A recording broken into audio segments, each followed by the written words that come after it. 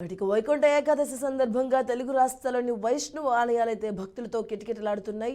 తెల్లవారుజాము నుంచి ఆలయానికి పోటెత్తారు భక్తులు. ఇవాళ ఆలయాల్లో ఉత్తర ద్వార దర్శనం చేసుకుంటే, స్వామివారిని దర్శించుకుంటే మనకు మంచి జరుగుతుందని కూడా అందరూ విశ్వసిస్తూ ఉంటారు. తెల్లవారుజాము నుంచే స్వామివారి దర్శనార్థం అయితే ఆలయాల వద్దకైతే భక్తులు బారులు తీరారు. రైట్, ఇక ఫిలిం నగర్లోని శ్రీ వెంకటేశ్వర స్వామి ఆలయం వద్ద అయితే మా కరెస్పాండెంట్ లిఖిత ఉన్నారు. మరిన్ని వివరాలు అందిస్తారు. ఓటీ లిఖిత.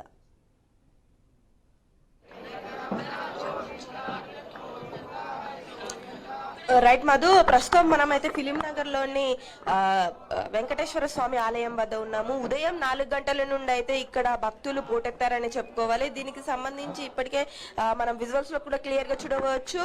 4 గంటల నుండి కూడా భక్తులు అందరూ కూడా ఇక్కడికి చేరుకొని ఈ రోజు ఉదయాన్నే ఉత్తర ద్వారం నుండి స్వామివారిని దర్శించుకుంటే ముక్కోటి దేవతలను దర్శించుకున్నంత ఫలితం అని కూడా చెప్తారు. అంతేకాకుండా ఈ ఉదయం పూట స్వామివారి దర్శనం దక్కితే తప్పకుండా వారికి వైకుంఠంలో ప్రవేశం దక్కుతుందని కూడా భక్తులు విశ్వసిస్తూ ఉంటారు. ఈ రోజున స్వామివారికి నిష్టగా పూజలు చేస్తూ ఉపవాసాలు ఉంటే తప్పకుండా వారికి ఏవైతే పాపాలు ఉంటాయో అవన్నీ తొలగిపోతాయని కూడా ఎక్కువగా నమ్ముతూ ఉంటారు. ఇక్కడ మనం క్లియర్ గా చూడవచ్చు. దీనికి సంబంధించి ఇప్పటికే ఆలయ అధికారులు అన్ని ఏర్పాట్లను అయితే చేయడం జరిగింది. 3:30 నుంచి అయితే భక్తులు ఇక్కడికి దర్శనార్థం రావడం జరుగుతుంది. ఇప్పటికే చాలా మంది, దాదాపు 5,000 మంది భక్తులకు పైగానైతే దర్శనం చేసుకున్నట్లయితే తెలుస్తుంది. కేవలం హైదరాబాద్ నగరంలోనే కాకుండా 2 తెలుగు రాష్ట్రాల్లో కూడా విష్ణు ఆలయాలన్నీ కూడా భక్తులతో కిటకిటలాడుతున్న పరిస్థితి అయితే కనిపిస్తుంది. దీనికి సంబంధించి అన్ని ఏర్పాట్లు కూడా, అంటే క్యూ లైన్లని ఏర్పాట్లు చేయడం కావచ్చు, భక్తులకు ఎలాంటి ఇబ్బందులు కాకుండా అన్నప్రసాదాలు పంపిణీ చేయడం కావచ్చు, అలాగే ఎలాంటి అవాంఛనీయ సంఘటనలు జరగకుండా ఇటు పోలీస్ అధికారులను నియమించడం కావచ్చు, అంటే చైన్ స్నాచింగ్ జరిగే అవకాశం ఉంది కాబట్టి అట్లాంటివి కూడా జరగకుండా ప్రతి ప్లేసెస్ లో సీసీ కెమెరాలను కూడా ఏర్పాటు చేయడం అయితే జరిగింది. ఇక్కడ మనము క్లియర్ గా చూడవచ్చు. కొంతమంది భక్తులతో మాట్లాడే ప్రయత్నం అయితే చేద్దాం. సార్, ఎన్ని గంటలకు బయలుదేరారు సార్? మేము ఇప్పుడు 7 o'clock బయలుదేరామండి. ఎలా ఉన్నాయి ఏర్పాట్లు? ఎలా ఉన్నాయి? ఇప్పటికైతే బాగానే ఉన్నాయండి. కొద్ది ప్లేస్లో ఉన్నాయి కదా, ప్లేస్ కొద్దిగానే ఉంది కాబట్టి ఇక్కడ. సో కొంత ఈ స్థలం అనేది కొంత తక్కువ ఉన్నప్పటికీ కూడా ఏర్పాట్లు మాత్రం బ్రహ్మాండంగా ఉన్నాయని అయితే చెప్పడం జరుగుతుంది. మరి కొంతమందితో మాట్లాడే ప్రయత్నం చేద్దాం. స్కూల్కి వెళ్తున్నారా? సో ఎందుకు ఈ రోజు దర్శనం చేసుకోవాలి అని ఎందుకు అంటారు? మీకేం తెలుసు? మంచి జరుగుతుంది కాబట్టి. మంచి జరుగుతుంది. సో విద్య అనేది చాలా ఇంపార్టెంట్ కాబట్టి ఈ రోజు విష్ణువు యొక్క అభయహస్తం తమ పైన ఉండాలి అని చెప్పేసి చిన్నారులు కూడా 9 గంటలకి స్కూల్ ఉండడంతో ముందే వచ్చి దర్శనం కూడా చేసుకుంటున్నారు. మరికొంతమందితో మాట్లాడే ప్రయత్నం అయితే చేద్దాం. ఎక్కడి నుండి వచ్చారండి? యాప్రాల నుంచి అండి. సో ఎందుకు ఈ టెంపుల్? తెలీదండి, సారీ. సో మరికొంతమందితో మాట్లాడే ప్రయత్నం చేద్దాం. సో ఈ టెంపుల్ గురించి నీకేం తెలుసు చెప్పు. వెంకటేశ్వర స్వామి టెంపుల్.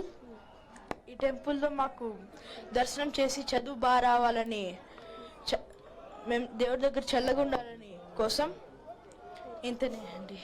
సో ఇక్కడ మనం చూసుకుంటే వెంకటేశ్వర స్వామి ఆలయము అది తిరుపతిలో ఎలా ఉంటుందో అచ్చుగుద్దినట్టు ఇక్కడ కూడా అలాగే ఆలయ నిర్మాణం జరగడంతో ఒకవేళ తిరుపతికి వెళ్ళలేని వారు ఎవరైనా ఉంటే ఈ ఆలయానికి వచ్చి స్వామివారిని దర్శించుకుంటే తిరుపతికి వెళ్ళినంత పుణ్యం అని కూడా ఇక్కడ భక్తులు చెప్తున్నారు. అంతేకాకుండా ఈ రోజు పర్టికులర్ గా, అంటే వైకుంఠ ఏకాదశి నాడు తప్పకుండా తాము ఇక్కడ వచ్చి స్వామివారిని దర్శించుకుంటే తమకు విద్యాభ్యాసం మంచిగా జరుగుతుంది, విద్య చాలా బాగా స్వామివారు అందిస్తారు, మాపై ఆయన కరుణా కటాక్షం ఉంటుంది అని చెప్పేసి అయితే ఇక్కడ భక్తులు విశ్వసిస్తున్న పరిస్థితి కనిపిస్తుంది. మరికొంతమందితో మాట్లాడే ప్రయత్నం చేద్దాం. అమ్మ, ఎక్కడి నుండి వచ్చారు? చిలుకూరు నుంచి అండి. చిలుకూరు నుండి. చిలుకూరులో పెద్ద టెంపుల్ ఉంది కదా, మరి ఇక్కడికి? ఇక్కడ చూడాలని ఇక్కడికి వచ్చాము.